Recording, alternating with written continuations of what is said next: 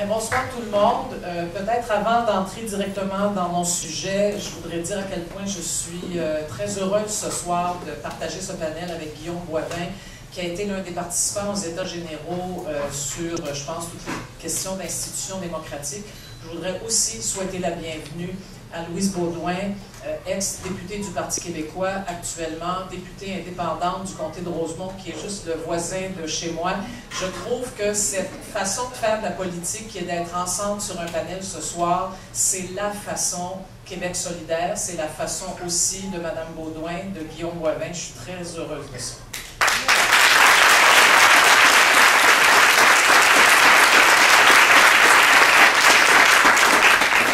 Alors, comme Émilie le disait, en fait, la campagne Pays de projet est commencée depuis avril sur un site qui s'appelle paysdeprojet.org, au cas où vous ne soyez pas déjà allé, et maintenant se poursuit avec une tournée qui va aller jusqu'au printemps 2012, tournée où je parcourrai un certain nombre de régions, la prochaine étant l'Outaouais le 23 novembre. Le thème sera la langue, un thème très cher au cœur des gens de l'Outaouais pour des raisons évidentes. Ce soir, on s'est dit, en fait, la région de Québec, la capitale nationale, nous a dit, nous, on a envie de discuter d'institutions démocratiques. Je pense que vous ne saviez pas à quel point vous tomberiez bien, hein, avec l'annonce qu'on a eue à 5 heures ce soir. Et donc, on veut lier tous ces sujets de discussion à la notion du pays de projet. À Québec solidaire, on veut un pays. On veut un pays, bien sûr, comme tous ceux et celles qui veulent un pays, pour la protection de la langue et de la culture française, mais à Québec solidaire, on veut aussi un pays parce qu'on a des projets écologistes, sociaux, culturels, économiques, de solidarité sociale, etc. C'est pas trop à la mode ces temps-ci de parler du pays. D'ailleurs, les quelques journalistes à qui j'ai eu l'occasion de présenter la campagne m'ont dit « Mon Dieu, vous allez parler de souveraineté, mais ça n'intéresse plus personne. » J'ai dit « un peu. » On n'en a pas parlé beaucoup depuis 1995 et ça intéresse pourtant encore minimalement 35 à 40% des gens, là, selon les mois et les sondages. Moi, je trouve que c'est pas mal. Tu sais, pour un sujet un peu non discuté, que quand même il y ait entre 3 et 4 Québécois, Québécoises sur 10 qui disent « Oui, oui, moi c'est oui », je trouve que ça fait un bon fond. Mais évidemment, après ça, il y en a un autre 60% à convaincre. Alors, pourquoi nous avons discuté de redébattre du pays? Mais parce que pour nous, la question, tout simplement, demeure à l'ordre du jour. On ne peut pas décider qu'une question n'est plus à l'ordre du jour, tout simplement parce qu'on le décide.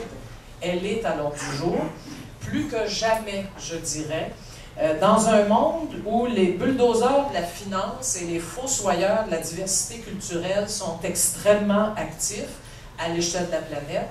Je pense que un peuple comme le nôtre, minorité dans un continent anglophone, a toutes les raisons au monde de vouloir redébattre de sa place et de comment il veut assumer son destin. Plus que jamais aussi, on doit redébattre et rediscuter de souveraineté, parce qu'à mon avis, il y a déjà une bonne partie de la population, et même au-delà, je pense, moi, des 40% de souverainistes, qui de plus en plus veut contrôler l'avenir du peuple québécois. On le voit, par exemple, quand on débat de ressources naturelles ou de ressources énergétiques, ce qu'on entend de plus en plus chez des gens ordinaires, c'est « on veut être maître chez nous ». Bien ça, c'est un pas mal bon début pour la souveraineté. Pour moi, cependant, le pays doit avoir un sens, pour moi et pour Québec solidaire, bien sûr. Et c'est donc ainsi que j'en parle, du sens de ce pays, et là, c'est le 30 secondes de plug.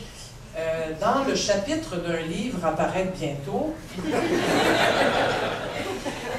Donc, je vais vous lire seulement quelques phrases parce que j'ai travaillé fort pour les écrire. Puis là, quand j'ai fini de préparer ça pour ce soir, je me suis dit, ben, je m'étais forcé pas mal, fait qu'il me semble que ça va. Donc, pourquoi les réécrire? Alors, pourquoi un pays du Québec en 2011? Parce qu'un peuple francophone, minoritaire en Amérique du Nord, a besoin de pouvoir accru pour déployer ses ailes, tout en préservant sa langue et sa culture, pour négocier d'égal à égal des relations harmonieuses avec les autres provinces canadiennes, pour construire un projet de société. Comment le Québec, par exemple, peut-il mettre en valeur des politiques fondées, peut-il mettre, en application des politiques fondées sur ses valeurs en ce qui a trait à la justice, à l'environnement ou à la famille, alors que le gouvernement fédéral agit avec d'autres valeurs? Quand le Québec pourra-t-il s'exprimer lui-même sur la scène internationale? La moitié de nos impôts sont payés à Ottawa. N'aimerions-nous pas en disposer complètement pour effectuer nos propres choix? Finalement, ne serait-il pas vraiment stimulant de devenir maître chez nous dans tous les domaines, de décider nous-mêmes de notre développement économique et énergétique? Pourquoi ne pas être complètement responsable de notre fleuve Saint-Laurent, de la frontière ontarienne jusqu'à la mer? Pour moi, la souveraineté, c'est ça. C'est mettre en œuvre nous-mêmes nos projets politiques, économiques, culturels et sociaux. Ce serait un défi extraordinaire à relever en cette ère de nivellement culturel. La diversité culturelle à l'échelle de la planète n'est-elle pas préférable à l'homogénéisation qui engendre aliénation et ennui?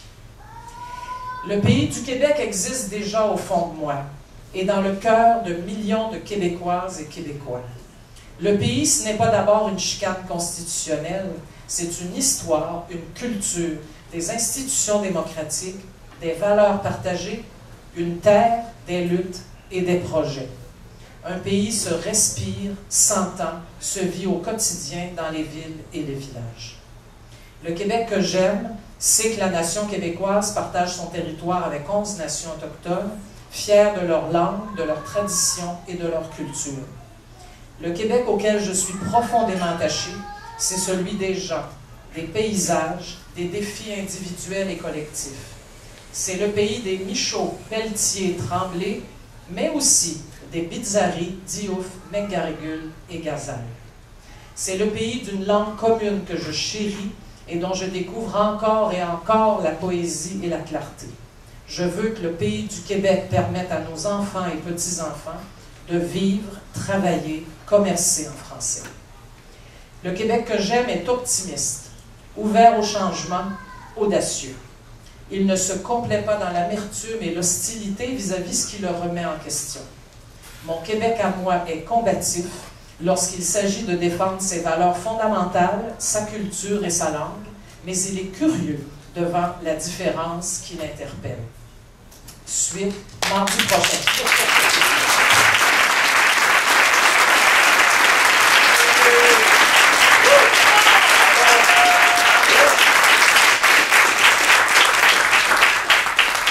Bon, maintenant, c'est pas tout, il faut y arriver. Alors, quelle est la proposition de Québec solidaire? La proposition de Québec solidaire, c'est de bâtir la souveraineté du Québec avec les gens. Ce n'est pas de dire, on va en parler un peu, rapatrier des pouvoirs, puis là, voulant la campagne référendaire, 30 jours ou 32, je me souviens plus, puis là, on se dépêche, puis là, il faut convaincre. Bon, on l'a essayé 2 fois. La deuxième fois, ça a passé proche, mais on pense que là, on est rendu ailleurs. Il faut prendre le temps de refaire le débat avec nos concitoyennes, avec nos concitoyens, prendre le temps non seulement d'expliquer, mais de convaincre, de débattre, de rassurer. Ça prendra le temps que ça prendra. C'est important de faire ça. Alors, ce que nous proposons de façon plus concrète, c'est, advenant l'élection d'un gouvernement solidaire, la mise sur pied d'une assemblée constituante. Bon, je sais, moi aussi, la première fois que j'ai entendu ces deux mots-là mis ensemble, j'ai fait « qu'est-ce que ça mange en hiver ?» J'ai appris depuis ce temps-là. Alors, regardez, une assemblée constituante, c'est une assemblée citoyenne, élue au suffrage universel. Ça veut dire ça en même temps que ça n'est pas le parti au pouvoir qui contrôle tout. Le parti au pouvoir décrète que c'est le temps de voter pour cette assemblée. La population au complet est invitée à voter pour une assemblée, qu'on peut imaginer, de plusieurs dizaines de personnes, paritairement hommes et femmes. Il faut trouver des mécanismes pour que ça fonctionne. Des gens de toutes les régions, de toutes les opinions politiques, de minorités culturelles, de tous les horizons. Et ces gens-là, on leur donne un mandat. Quel est leur mandat? C'est d'élaborer une ou des propositions sur le statut politique du Québec, d'une part, mais d'autre part, et c'est tout aussi important, de formuler les principes sur lesquels doit reposer la vie commune au Québec et de définir les institutions démocratiques d'un futur État. Tout ça semble un peu abstrait, mais concrètement, ça peut être absolument passionnant, les débats autour d'une assemblée constituante.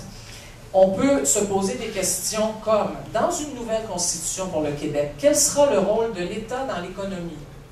Petite question. À qui devraient appartenir les ressources énergétiques du Québec? Est-ce qu'on va reconnaître dans une constitution québécoise des droits sociaux?